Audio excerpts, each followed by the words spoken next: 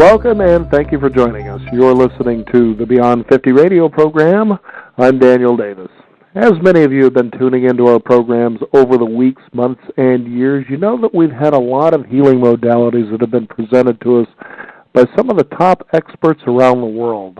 And although many of these experts you may not see on Oprah Winfrey or mainstream media, they're not only as viable, but probably even more so because they spend more of their time actually doing the work rather than promoting it. And on the Beyond 50 radio program today, we like to stay with that journey and keep things real simple but profound all at the same time, and you'll come to see why. The guest on our program today is the founder of the Venus Rising Institute for Shamanic Healing Arts and Shamanic Breathwork. Now, she's been doing this kind of healing modality for more than 30 years with people across the globe. She's joining us here on the Beyond 50 radio program today. We're going to be talking about the spirit of the wolf, channeling the transformative power of lupine energy. And I'd like to welcome to the Beyond 50 radio program today our special guest, Linda Star Wolf. Linda, do I just call you Linda or Linda Star Wolf? You know what you can call me, Daniel, is Star Wolf, because that's what everybody's been calling me Star for the Wolf. last 20 years. So what do I get to have as a shamanic name? Pardon? What would my shamanic name be? I guess you'd have to get to know me first, well, right? Let's see. You're a great communicator, and you get the big picture, the big story. You probably have to have something with hawk in it for yourself. There you go. That must explain all the dreams I've had about flying over the years. So you might be a hawk dreaming man. Now, I know that when you first got into, I guess, shamanic healing, we'll just kind of throw it as a general blanket category here, that really your story about that was pretty interesting because you got into, I guess you would call it, what do we call it, the health profession or mental health profession, and it was really fascinating to read your story about how that started, the way you started experiencing people in this mental health institution that you were in, and it had me, really kind of thinking about things a little bit differently. Tell us a little bit about that.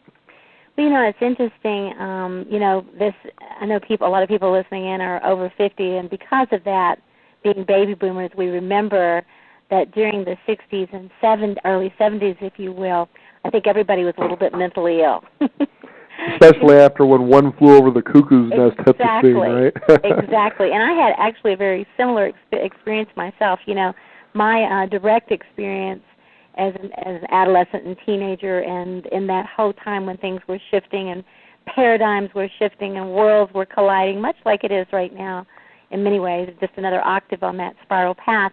I myself went, down some pretty strange roads and dark roads and light roads, and ended up myself for a couple of weeks in a mental hospital. I think I was like 18, 19 years old. And I kind of went through some experiences like Jack Nicholson with the one flew over the cuckoo's nest, because it was during that time that was being brought to the front. So actually that's where I first really encountered people who were, thinking way outside of the box in that sort of way.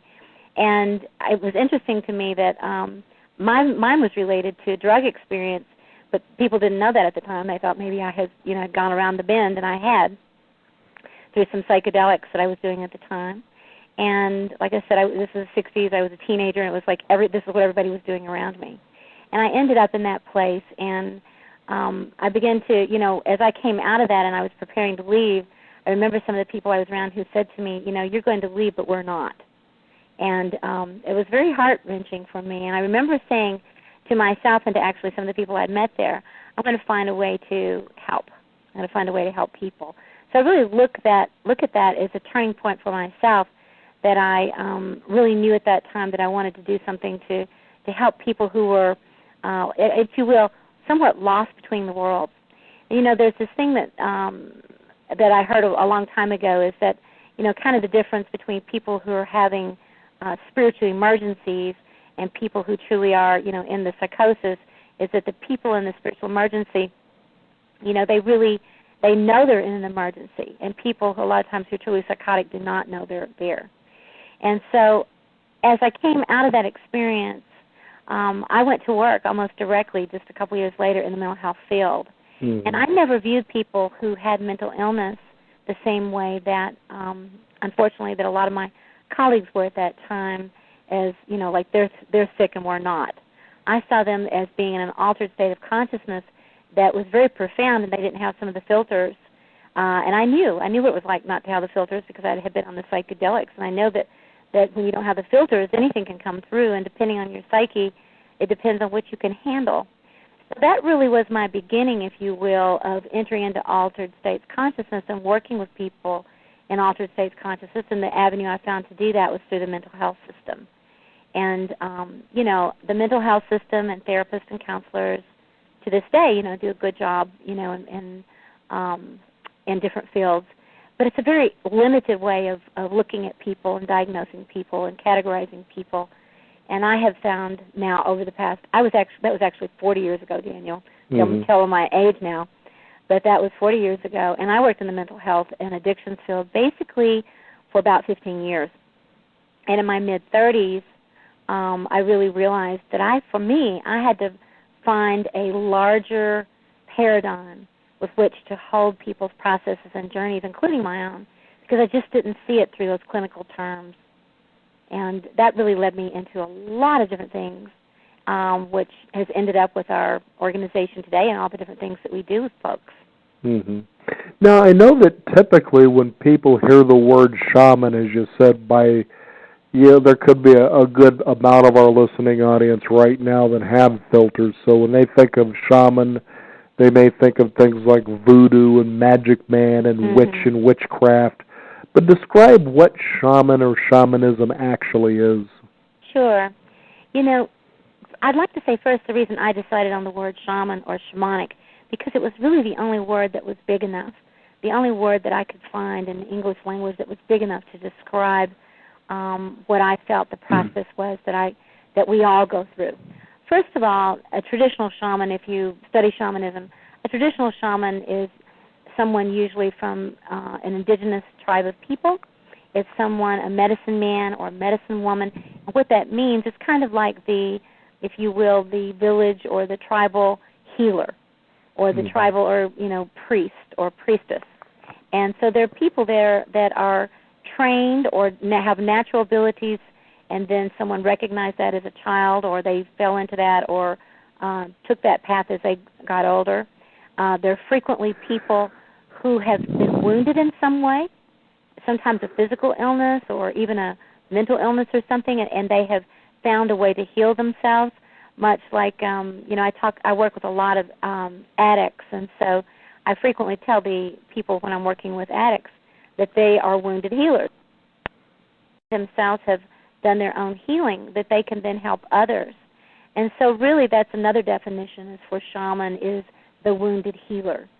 In this process of being a wounded healer or being designated by the tribe or village as someone who thinks outside of the box, who knows how to be a visionary, who knows how to help people find their way back to wholeness, they are given this honor or this title of being the shaman.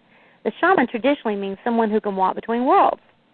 You might think of it as, think of the difference, Daniel, if you could, of going in to see even just a regular Western medicine physician. You go and you see someone and they kind of spend a little bit with you and they write down some things and they say, well, I think you've got, something, maybe something with your liver or with your, maybe it's your brain, whatever. They've got some diagnosis. Maybe you've got the flu. And they just kind of take this new symptoms. They don't seem like they're real tuned in, and they write you a prescription.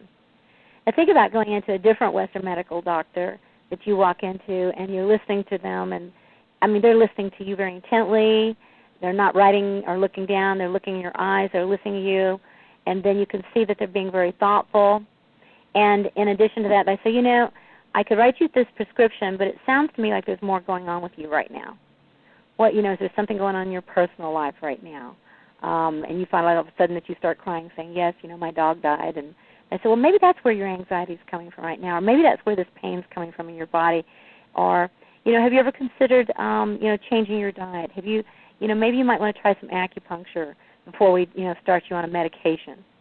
So, you see, that's a very different, it's the same profession, but it's two different people. I would say that the second doctor is more shamanic. Okay. And that makes sense, too, because I do remember an experience back in the 90s where I went into, I guess you could call it a holistic health clinic. And it was the first time that I'd ever been through the doors of a place like that. But I remember sitting with the doctor, and this was her very first question to me.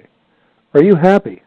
And I sat there spellbound like, well, I really didn't know what to answer. I'd never heard that before. It wasn't, what's wrong with you? Where does it hurt? How are you?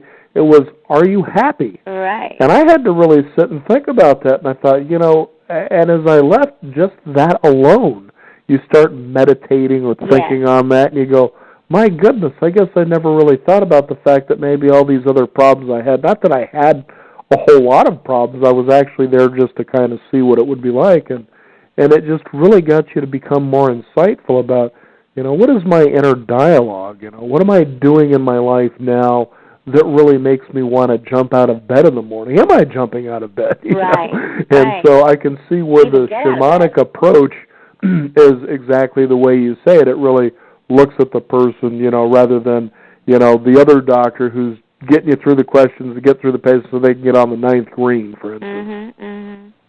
Well, it's interesting because the president of the American Board of Holistic Medicine right now, who's a good friend of mine, she's also come through our program and has been trained as a shamanic minister and shamanic breathwork facilitator. And she's the president of the American Board of Holistic Medicine. In fact, the past president of the American Board of Holistic Medicine was also a breathwork facilitator.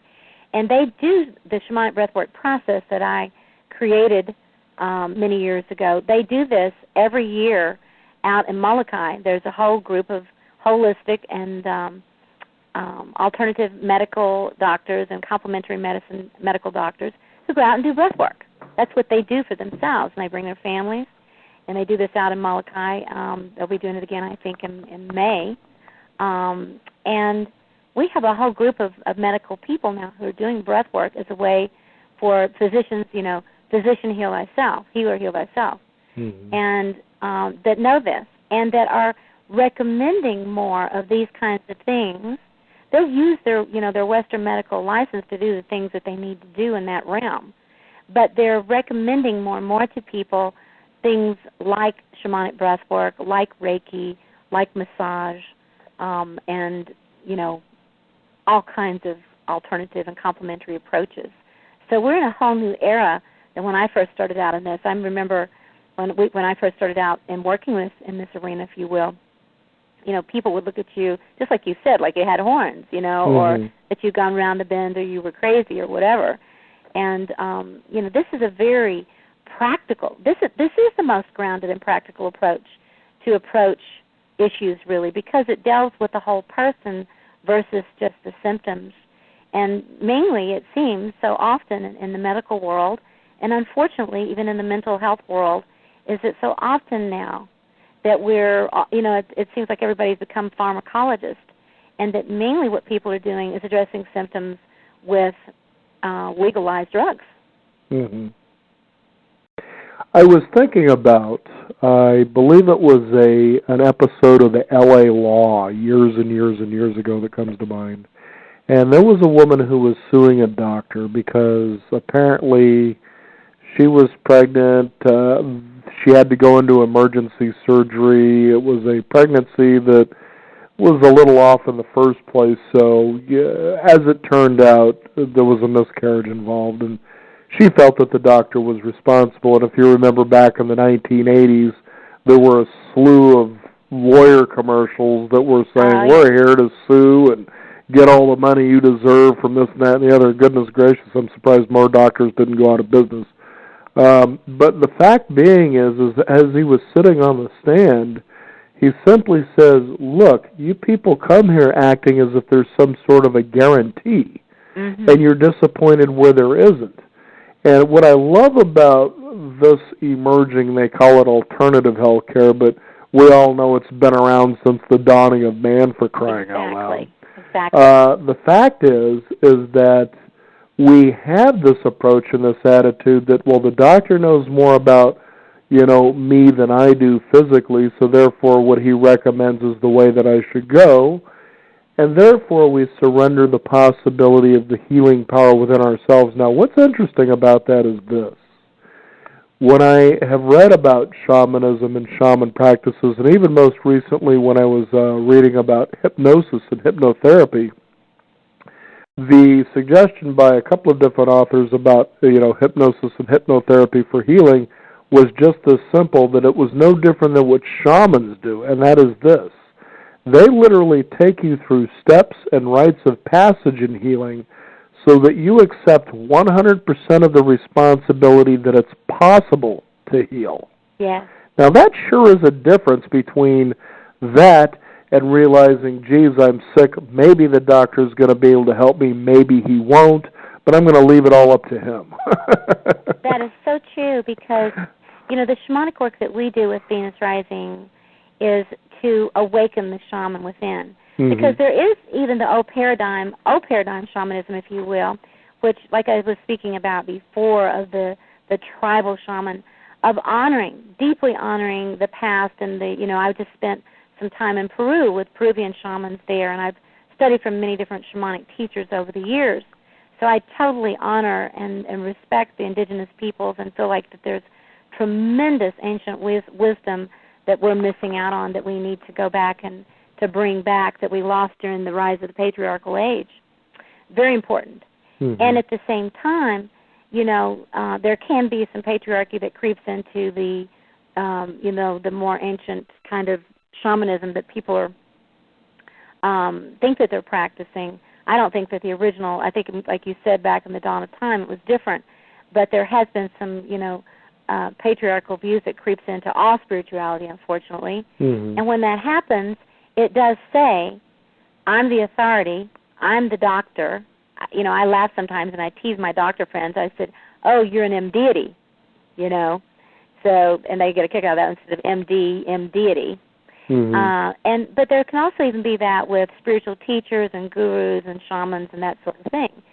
So our work... Just as badly, I might add. Yes, and all of a sudden it's a spiritual guru, and you're so busy worshiping the guy that's supposed to take you to the journey so that you can become that. Right, and so that you can have that journey yourself.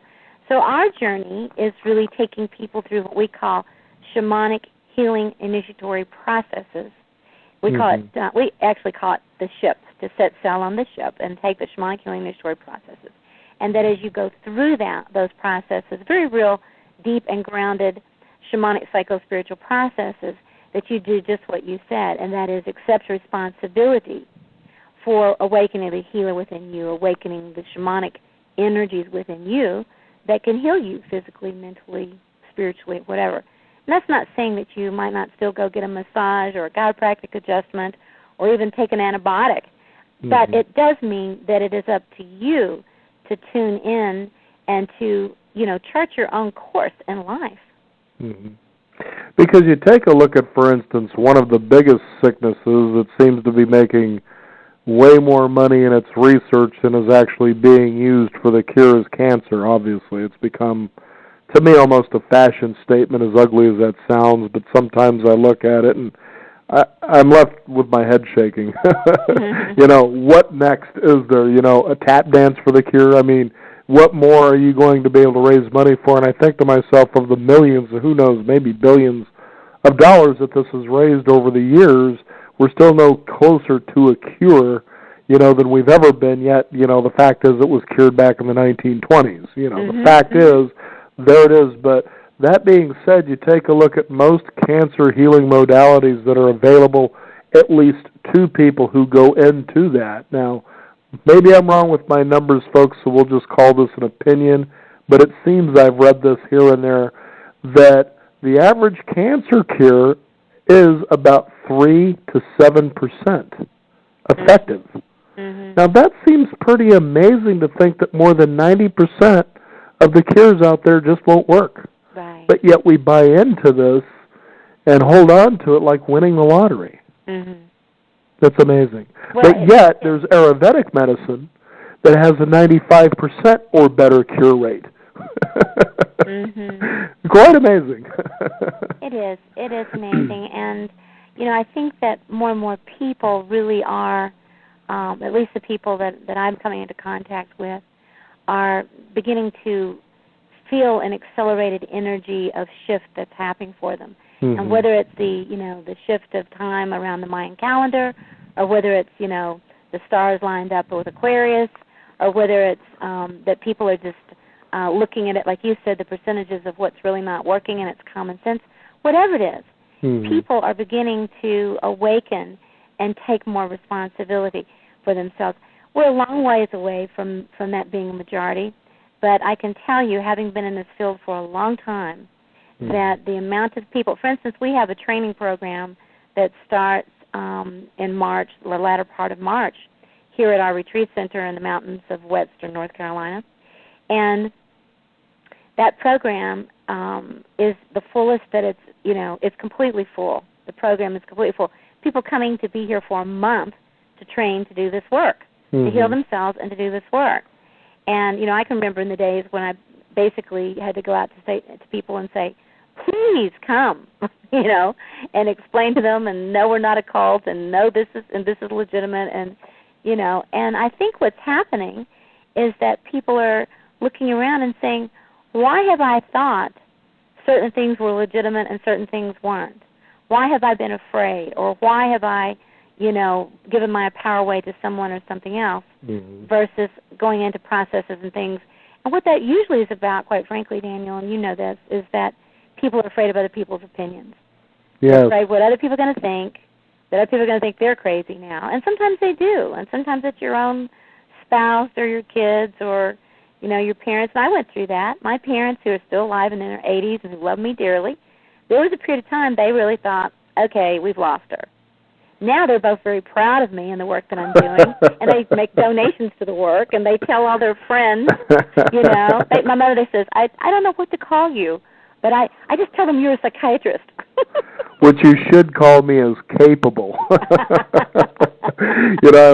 reminded Starwolf, that's Starwolf. That works for me. It's just so unusual for me to be able to say that to a guest. But years ago when I had Suzanne Summers on the program, we were talking about cancer, and she was out there finding what were known as mavericks in the field. And she was telling me an interesting story when she was on the Larry King show, and she brought two of the doctors that she featured in her book. Again, these were mavericks in the field finding different ways to approach this. Right. And they decided, I don't know if it was the network, but we'll just say that it was, I believe, according to her story, decided they wanted to bring on two doctors that would refute anything these other two had to say.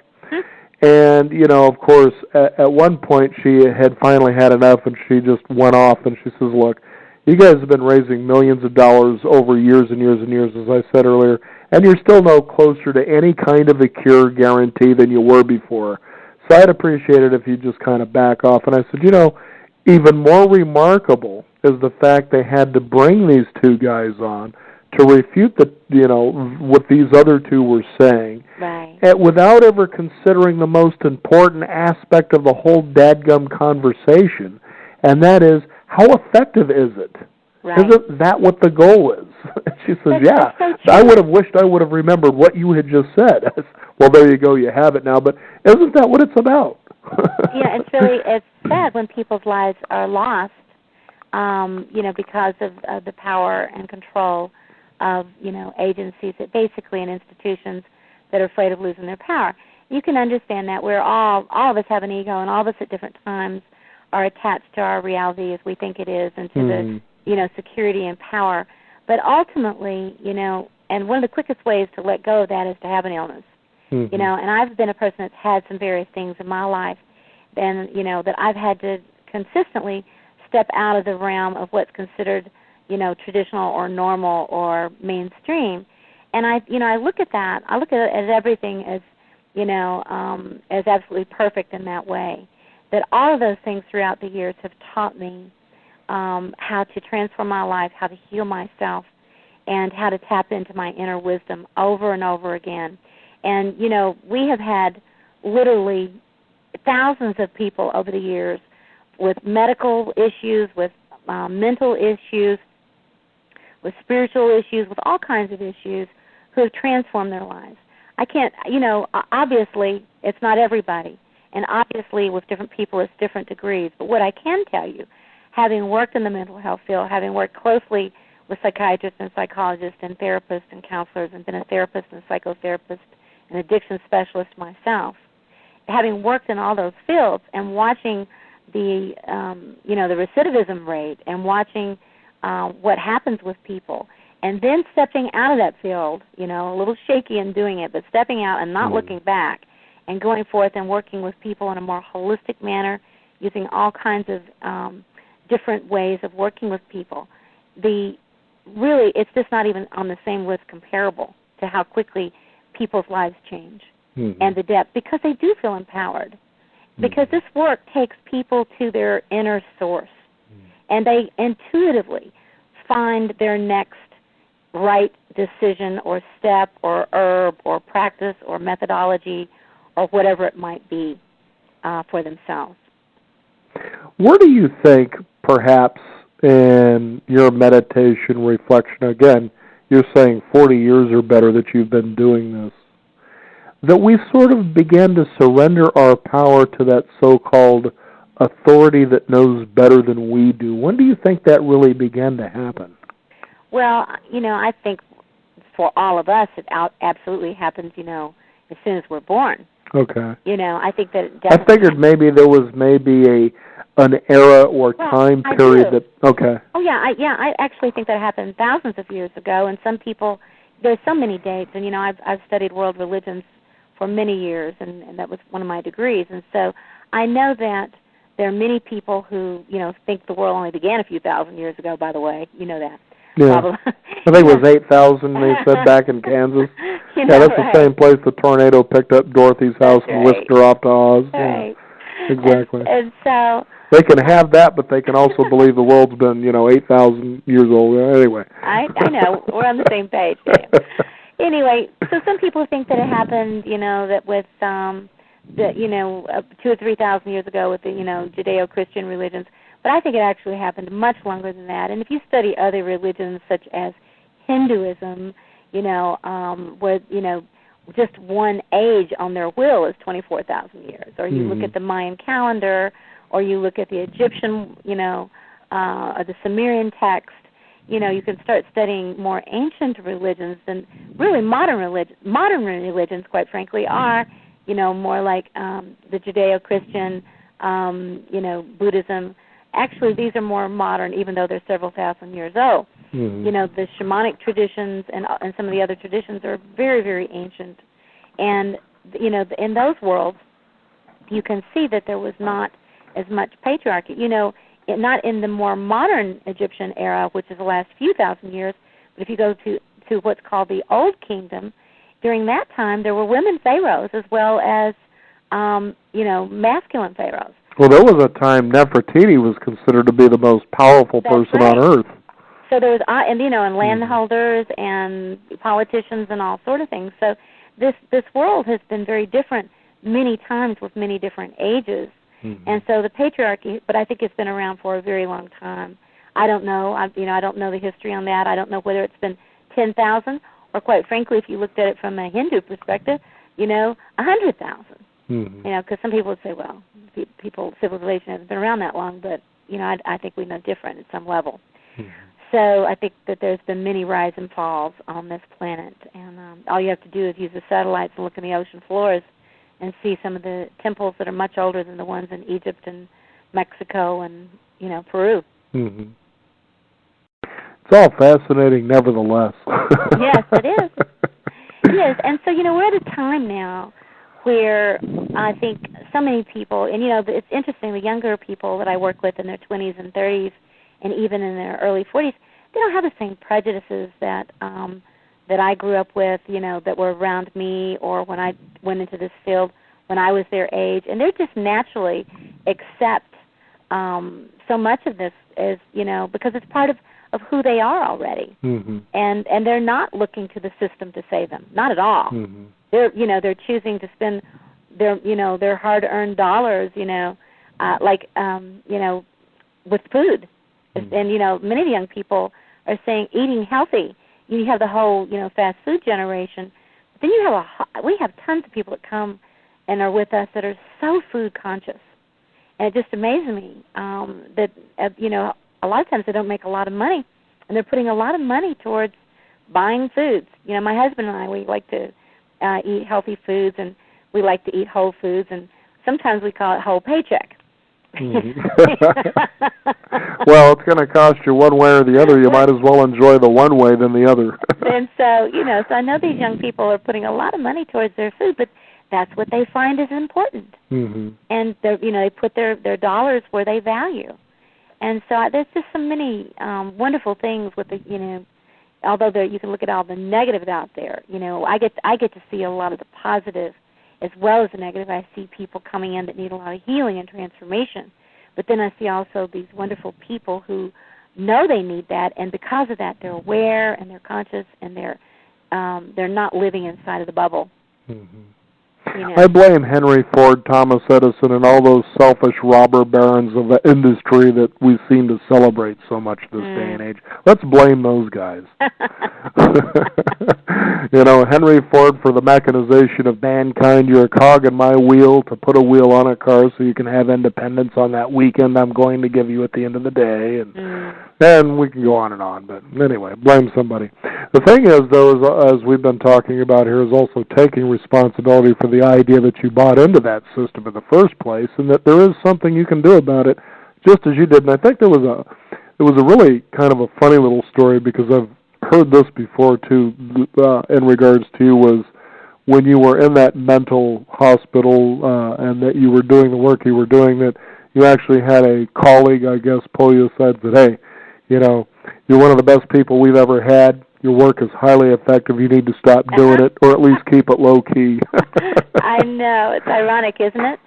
I'm being told that, it's all, you're doing such a great job, but, if people knew you were doing this, we'd have to fire you. Mm-hmm. So that was a real wake-up call for me. I think that was about the time I started thinking, like, okay, then, I need to be figuring out how I'm going to move out of this. And I did. Over the next few years, I did figure that out. And, and bless my mom's heart, her thing was like, she's like, honey, oh, my God, you can't quit your job. You have Blue Cross insurance, and you've got 2 weeks paid vacation. You have safety. You have safety. And I'm like, Mom, here's the deal. I hear what you're saying. I know you and Dad both worked the same jobs your whole life. I appreciate that. And I honor you and I respect you for your past. But here's the deal. If I stay here, I'm going to die. Or be in a straitjacket, nevertheless. I will be. I'll be the patient, Mm-hmm. And I really knew that. And so who wants to end up like Jack Nicholson did? I know. Unless I can win. I'd rather be the Indian. So true. So, that path really led me out of the system into, working with the breath and studying with breathwork teachers and learning the healing power of the breath, which was phenomenal. I was amazed at what I witnessed and what I actually personally experienced. And it also led me to find my adopted Seneca Wolf Clan grandmother, who is of the Seneca Wolf Clan, and that's grandmother Twyla Nitch, who is the one who gave me the name Star Wolf. That's not a self-proclaimed thing. She adopted me as her granddaughter and gave me the name Star Wolf. And it was her teachings and her love and her vision of the world that really touched me in such a powerful way as a mentor and gave me the courage to really stay on my path, which was, as I was adopted into the Wolf Clan, to be on the path of the wolf. And according to Grandma, the path of the wolf is an honorable path to be on. Mm-hmm. And, instead of slaughtering the wolves, instead of seeing them, as human beings projecting their own, shall I say, shadows onto the wolf and characteristics that's completely false on actual human, I sort of say human, but animal wolves, that the path of the wolf is a dignified path, because the wolf is a very noble creature. It loves its community. It loves its pack. It has many extrasensory abilities to know where the next, if you will, herd is going to be, or where to hunt, or where to go for the winter, or where to, birth its young, to care for its old. All things that we could learn if we were paying close attention, as the ancient ones did many millennia ago, when humans and wolves were evolving together on this planet, symbiotically, and hunting and living in close relationship to one another. Human beings should remember the wolves could have eaten them, and they didn't. Right. They worked with them to hunt and to grow, and eventually, we talk today and say that that wolf is man's best friend. I'm sorry, that dog is man's best friend. And if dog is man's best friend, what I'd like to say that, many, many millennia ago, that wolf was human's best friend. And the researchers and anthropologists say that if it was not for wolves, humanity might not have survived and might not have evolved the way it has today. And we pay them back today by slaughtering them. And, I can get on my soapbox about that. But the indigenous peoples and the shamanic peoples worldwide have always honored the wolf and honored the wolf path because it's such a noble path. So that's where I really, that's when I stepped onto the path of the wolf and became Star Wolf. Mm-hmm. I can tell you unequivocally, too, I love wolves. I always have. Great. And up in Washington, which is just above the state of Oregon, for those of you who may not be geographically oriented, there is actually a place called Wolf Haven, which is a place that it has wolves that really probably couldn't be reacclimated back into the wild for whatever reason. Uh-huh.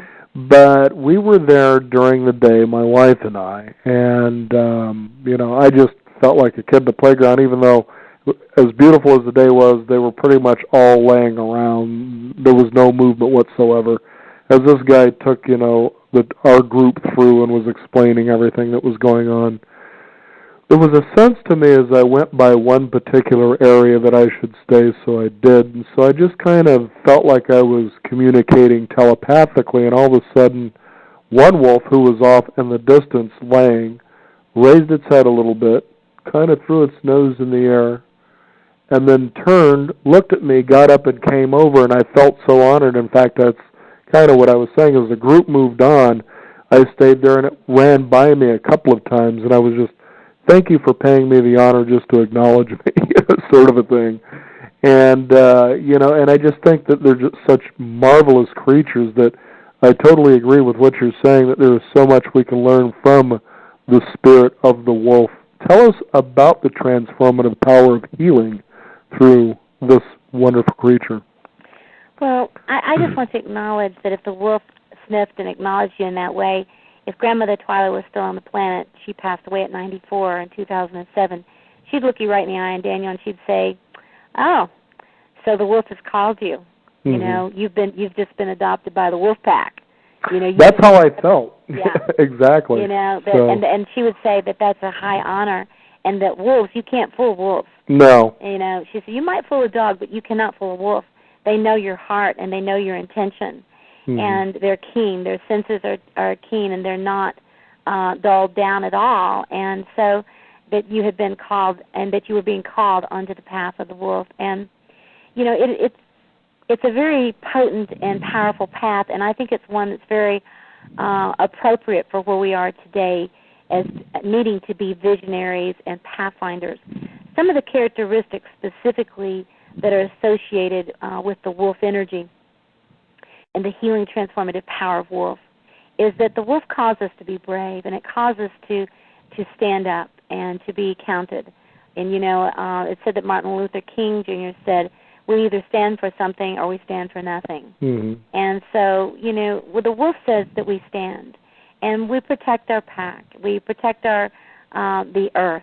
We protect our, if you will, our tribe, which is all things. And I wanted to read you something just very quickly out of my book in the afterword of the Spirit of the Wolf. It says, wolf wisdom can help us dissolve the barrier we have built over time that obscures the truth about our interconnectedness with nature.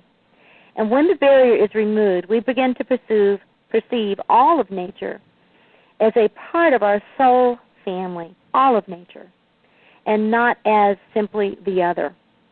We can have gratitude and view our earth and her wonders not as our resources, to be divvied up and squandered, but rather as our soul family. Her wonders are our soul family, offering us their sacred gifts to be shared and appreciated.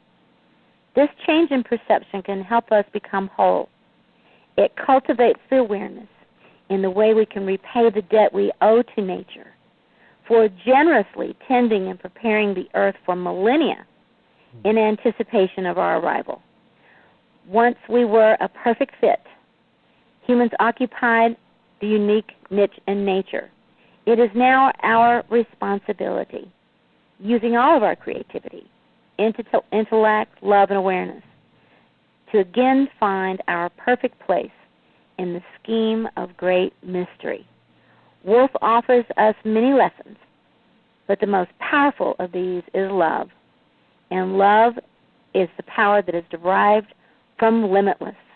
When we expand our consciousness and accept all of creation as our true family, animals, plants, rocks, the heavens, elements, spirit guides, all of this, it expands our capacity for love and creating positive change in the world.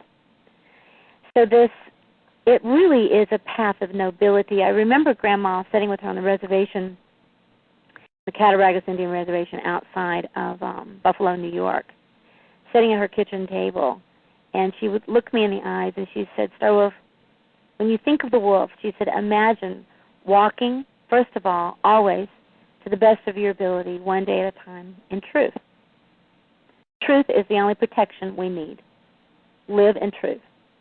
And when you have truth, then you can have trust. You can trust yourself to be noble and to walk the right path for yourself with correct action in the world. Not perfection, but correct. You know, you can always you can correct yourself. Right. You know, and then she said, imagine that to the east you see yourself walking with integrity, and to the south you see yourself walking with stability. It's grounded upon the earth. And to the west you walk with dignity, and you walk with trust and truth, and above you walk with wisdom. And then love is born into the world through you because you walk with these qualities. And this is how the wolf walks on the path. And because of this, you become a person with vision. You have the vision, and you have the courage to walk into that vision, because vision means you're seeing things that other people don't see yet. And they're not necessarily going to agree or be on the same track, and they might even attack you. But you just keep walking the path of the wolf. Mm-hmm. It certainly is a path with heart. Yes, it is. Mm-hmm. It is a path of heart. And in my book on the Spirit of the Wolf, each chapter really speaks about a different quality of the wolf, or whether it's nurturing, or whether it's being the visionary or the pathfinder, or whether you're the lone wolf, or, you know, the guide, whatever it might be. But animal medicine, if you will, and in this case, the wolf medicine, is really about recognizing that the animals on this planet are our elder brothers and sisters. And it's from the animals, whether you're learning from the honeybee, whether, you know, which the bees are endangered right now, becoming endangered, with what's been happening with pesticides and the insect world, or whether you're learning from the hawk that's flying, or whether you're learning from the whale and the dolphin that speaks and maybe have bigger brains and maybe are smarter than, in fact, we probably know they're smarter than us if we really pay attention. Mm-hmm. But they're our elders, and they've been around, and they've figured it out. They figured out how to live in a sustainable way upon the planet. And we could learn a lot from them if we pay attention. And that's another aspect of the shamanic world, is being teachable from these creatures, being teachable from the weather, paying attention to the weather. It's telling us something right now. You know, the weather's been telling us what it's wiser than we are. It's telling us all these, you know, about global warming. We can learn from the shamanic and elemental world and the world of creatures. I think it's fascinating, Star Wolf, that you're bringing this up, because just before this segment here, I was actually talking with an animal communicator out of England. Oh. And that was our show before this one. And that's exactly what she is saying, that we need to learn, first of all, that we can all do this. We have the ability to communicate with animals, and when we were talking about different things, such as, for instance, dolphins and sharks and gorillas, and then, of course, all the way to the domesticated animal, and for you to come in with the wolf and say, you know, this is what this creature, along with many of them, are doing, is trying to really show you These are the natural laws, guys. I mean, here you believe that humans are far superior to animals, but yet we weren't stupid enough like you were to create the Internal Revenue Service, for instance. You know, Daniel, if you look at it like this, you know, how we tend to view things, or the modern world, is there's humans and then animals and then plants and the minerals, right, like that. And it's exactly the opposite in the shamanic world. Grandmother Twila used to say to me, if somebody ever says to you, you're dumb as a bag of rocks, or a sack of rocks, say thank you. Mm-hmm. Because rocks and stones and gems, the earth itself and those minerals are the oldest beings on the planet. That's what makes the earth itself. That's what makes the mountains. That's what's buried beneath the earth. That's what we stand upon. We have minerals in our bodies. If we're depleted of minerals, we die. So we have the mineral kingdom within us, and it's the elder kingdom. Mm-hmm. And so they've witnessed everything that's happened on this planet. The rise and fall of the waters, the volcanoes, the glaciers. They're the wisest beings. So talk to the rocks. You'd be better off if you were going to actually give somebody a hard time, say, you're as dumb as a bag of hammers, because those were both created by man. That's true. But the rocks, forget about it. You've lost that argument. So with the gems and the rocks and the minerals and the stones, they encapsulate, if you will. I mean, if you look at the Superman movie when he's turning the crystals and the wisdom is in the stones, and it's able to convey that. We know that we use gold and silver and crystals and diamonds and all kinds of things, and watches and telecommunication and so many different ways. And yet we forget that those are these older elder beings, Grandmother Twila called it, our grandmothers and our grandfathers, and that they're teaching us if we listen to them. The same thing with plants, and then the same things with animals. And really, human beings are the new kids on the block. We're kind of teenagers, if you will. We're so young on the planet.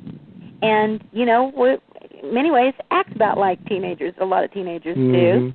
And we're hopefully beginning to grow up and take responsibility and grow up, into our own, if you will, wholeness, the way the rest of the beings have on this planet, and find our place in the scheme of things. Now, let's talk about, since we're on the topic of the wolf, this is obviously an animal who's gotten a bad rap, and I kind of wonder if it isn't because of the fables of the werewolf. Mm-hmm. But at the same time, when you consider that particular story, it's the idea that man shapeshifts into a wolf and can become a very dangerous creature. But at the same time, in taking a look at that symbolism, it would be the same thing as saying this is man casting himself completely into his shadow. Talk about that as you did in shamanic breathing when it came to the Jungian idea of the shadow self. Yes. Well, one of the ways that human beings, that we tend to deal with our shadow self, or the parts of ourselves that we've repressed, is we cast it out onto someone or something else. Instead of taking, like you talked about a while ago, one of the things we can do is we can actually disown our greatness or our intuitive wisdom or our intelligence or our ability to know how to take care of ourselves, and we can actually cast that out onto a doctor or to a guru or someone like that. Mm-hmm. But another thing that we can do is that we can say, well, my religion is the right religion, or my way is the right way. We can be fundamentalist about something, and we can cast that out onto someone else and say, well, anybody with a turban on their head, is a terrorist. Sure. So we cast that out, and in that moment we've said that's them, but it's actually inside of us. So people have to understand that what we're afraid of, or what we've been taught as children, or from our cultures, our religions, our governments, our societies, is evil or bad or wrong. Whether it was evil or bad or wrong or not may be irrelevant, because, for instance, if a person loves art, but their families maybe doesn't see the relevance in art and thinks it's a waste of time, and they say, don't put that away. You need to do something else. Here, pick up a hammer, okay? Mm-hmm. Or vice versa. A family is very artistic, but doesn't want somebody to go out and work and be a construction worker because they think that's beneath them. Whatever it is that people have repressed inside of them becomes their shadow, and when it becomes their shadow, they will project it out into the world, and if they see it out in the world or think they see it in the world, it will become exaggerated to them, and then they will make it wrong or bad. And so there is that kind of, if you will, with the wolf itself, that people look at wolves, and we've looked at, there's a way of looking at it and saying, this is some part of ourselves that we've disowned. Well, I think that the part of the wolf that we've disowned within ourselves is our own wildness, our own intuition, our own ability to really sense and know who we are, and that we've cast that out onto the wolf, and that kind of wild nature to step out of the boundaries of what society tells us that we have to be. And Isadora Duncan, there's a famous quote by her that says, "We were all wild once. Don't let them tame you." Mm-hmm.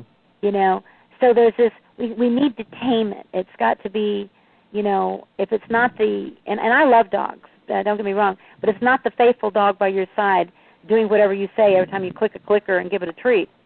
That's kind of what humanity is become in some ways. In the masses, it's like, look at the television commercial and see a fast food commercial, and Pablo's dog salivates, Mm-hmm. It keeps people dumbed down, if you will.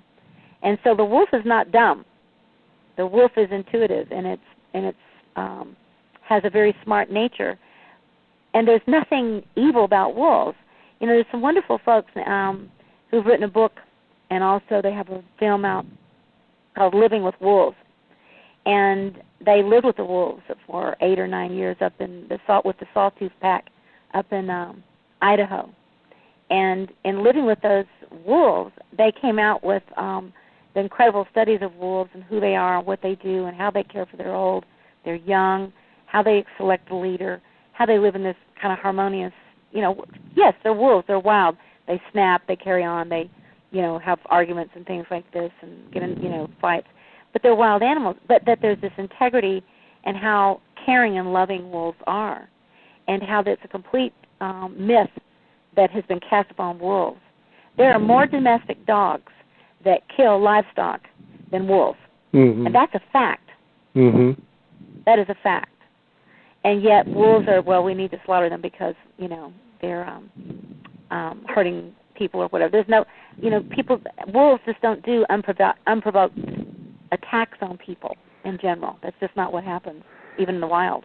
Something that would be also interesting to note, too, since you're on that particular subject about wolves and domestic dogs, is wolves can certainly teach mankind, especially men, how to be good fathers, which is something that's very sorely missing in our so-called educated, technologically advanced society. In fact, domesticated dogs, the males make the worst fathers. Mm-hmm. And that is a fact. Yes, it is. It's very true. Very true. And, everybody in the pack cares for the pups. And, even the one that's kind of the guardian or protector of the circle, which is not the alpha wolf. The alpha wolf can be a very gentle wolf itself. It's just the one that's kind of leading the pack in the direction that it needs to go. But they all care for for their family and tend the young, and they don't sit beneath them to do so. And so it's really interesting, if you will, to look at those characteristics and say, what could humankind learn? The researchers who studied the wolves say that they think that's one of the reasons that so many of the indigenous people around the world, not only in the United States, but also in Japan, in Scotland, in Ireland, all around the world, there have been wolf clans, and through the millennia, if you will, that one of the reasons that happened is because people were so closely connected to the wolves at those times, and that when the earliest human beings and wolves were together in Africa, and they've just discovered that the so-called golden jackal of ancient Egypt that became the god, one of the deities there called Anubis, actually when they did the DNA test of those jackals, it turns out they're not jackals, they're wolves. They looked, you can look this up, this is just a research that came out in 2011 that modern times, we gave them names. Some scientists gave them a name, right, and said, oh, they're golden jackals, and gave them a classification. But they did DNA studies, and, just like human beings have evolved over time from what they look like from caveman time, so have wolves. And wolves look like the golden jackals of ancient Egypt. So that when you see Anubis on the wall in a hieroglyph, those of you who know who Anubis is, he is not a jackal. He's a wolf. And he's the most ancient wolf of all. And he's a very wise wolf, because what Anubis' task was in ancient Egypt and in the religion there was to take people through, as a shaman, if you will, through death and rebirth and through different levels of consciousness. It's just so fascinating to think that we have all of this at our fingertips and that we've sort of let it go, but as you've said, you feel very encouraged that it's turning around and it's refinding itself again. How do you see this evolving for people? Do you think it'll get stronger and become larger? And specifically the awareness of the wolf, or aware of consciousness, or? And all of it. That we're just going to move to where we start claiming back our own personal power, beginning to trust that we know what's best for our own way, to sort of break those systems down, because I know that up until the point of 2012 and the end of the Mayan calendar, over the years up until that point, we were touching on that, and that was the consistent message, is that old systems that just weren't working are breaking down. That's really what this end of this cycle, this Mayan calendar, isn't about. Yeah, let some maniacs decide it's the end of the world as they know it, and that's fine. But for the most part, this is what you're going to see in a tremendous spiritual awakening and emergence. And this is more mainstream stuff, though, and that's what makes it exciting, that you have a mainstream, I guess, audience, for lack of a better term, that are saying, okay, we've bought into this other stuff. It doesn't work too well. We're more connected and dissatisfied and unhappy than ever before. Let's see if this other way works. Well, let me give you an example, Daniel. I wrote this book with my son on the spirit of the wolf. Well, I have he has two children, and Aiden and Ken, who are 10 and 11, and they both took their book to school, to their different classrooms. So they call me, and they call me Mammy Wolf. And so Aiden calls me and says, Mammy, I took the book into school. And I'm thinking, oh, my dear. And what did they think? And he said, oh, my guidance counselor came in, and I was giving my talk about the book, about the wolf, in my classroom, in my sharing class. And I said, and what did he say? And he said, you tell your Mammy that I love her book and that I'm into spirit medicine, too. Oh, right on. And, so things are changing, Daniel. And, I mean, just something like that, as simple as that, a guidance counselor in a mainstream public school who says, tell your Mammy that I'm into spirit medicine, too, and I love the wolf. And then the other grandson, he took his into his class and read some of it to his class, and his teacher said she really liked it and really liked wolves, too. So just that little thing, it may seem simple, but it's just kind of a sign of the times. Well, it's more than simplicity, because what you have is a validation to two children who are still rather impressionable, under the school guidance system, that they have now been nurtured to say, this is not only okay, but that's a good thing.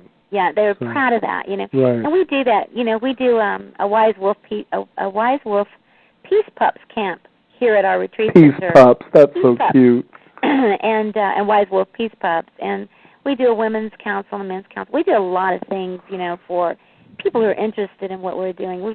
There's so many things we're into doing. I can't tell you all about all of it, but I'll just mention just a couple of things.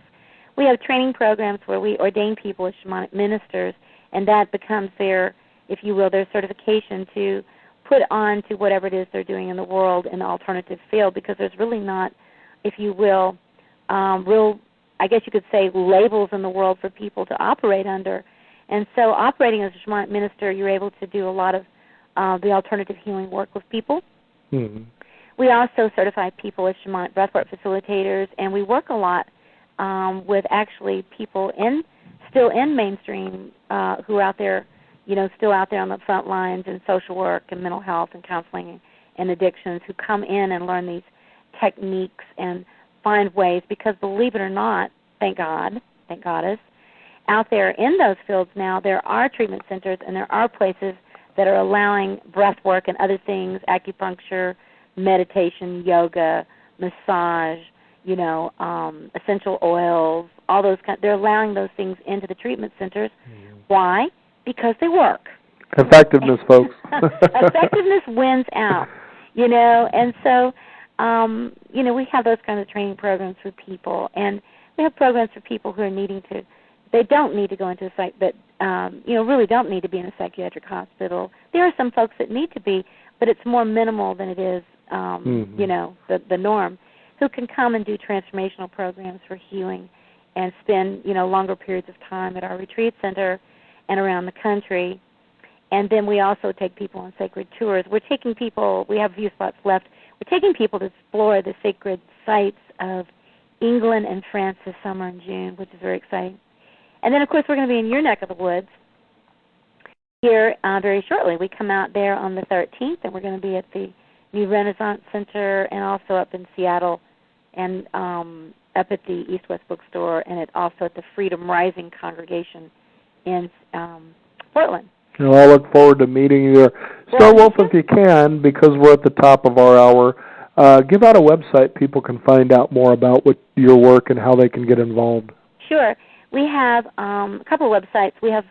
This is pretty easy if you're into breathwork, and it's shamanicbreathwork.org. Okay. But also we have Venus Rising University, and we birthed the university a couple of years ago, and we have people coming through and doing degree programs with us as well. So you can do Venus Rising University, Shamanic Breathwork, and or you can just put Linda Starwolf, and you will find me.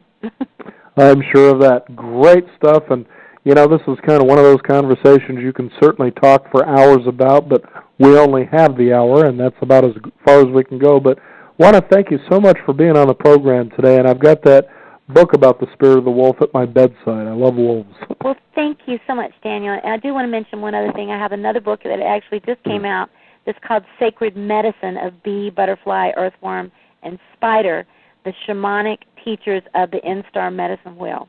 So it's kind of like the wolf book in that it's honoring these creatures and saying how important they are to our lives. And it came out through Intertraditions Bear & Company. So it's just come out.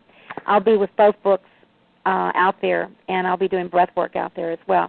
Thank you for having me on the show, and I hope I meet you when I'm there. You betcha. Thank you again. Thank you so much. We also want to thank you, the listeners out there, for tuning in. Be sure to take those appropriate steps to find out more about your authentic self and find out what that new path is meant for you to travel on. One of the ways you can do that is certainly plug into Beyond 50 Radio. That's at beyond50radio.com, the number 50. We will have hot links up there for you as well, so you can find out more about Linda Starwolf's work. I'm Daniel Davis. Thank you for tuning in. This is the Beyond 50 Radio program, and remember, live your day past.